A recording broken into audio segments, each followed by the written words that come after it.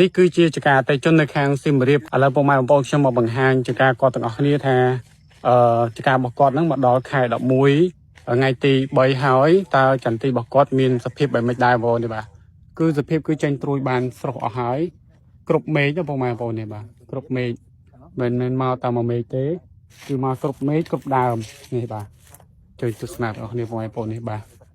គឺអត់មានសភាពការកាំងឬក៏ការបញ្ជាក្នុងការបញ្ចេញត្រួយទេគឺត្រួយចេញបានស្រស់ហើយបន្ទាប់ពីគាត់ធ្វើការបាញ់ជាមួយនឹងឈុតដាស់ដំណេកត្រួយមួយជើងបងប្អូនហើយចំពោះស្ថានភាពមិនខុសពីពុកម៉ែបងប្អូននៅចការខេត្តផ្សេងទេគឺមេឃគឺនៅតែបន្តភ្លៀង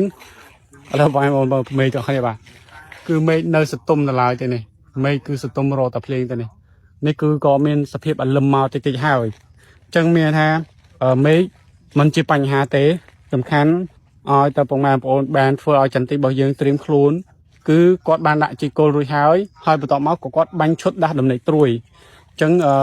ចន្ទទីរបស់គាត់គឺអត់មានសភាពកៀងត្រួយទេហើយក៏អត់មានសភាពថាចេញត្រួយមិនស្រស់ដែរគឺត្រួយមកបានស្រស់អ្នកបងប្អូនឃើញទេឃើញសើមទឹកភ្លៀងទេគឺខ្ញុំថតនេះគឺកំពុងតែរលឹមដូចគ្នាអញ្ចឹងមានថាឥឡូវនេះគឺមិនតន់រៀងដាច់ទេទឹកភ្លៀងគឺនៅតែមានអញ្ចឹងសម្រាប់ការបាញ់ទាញត្រួយ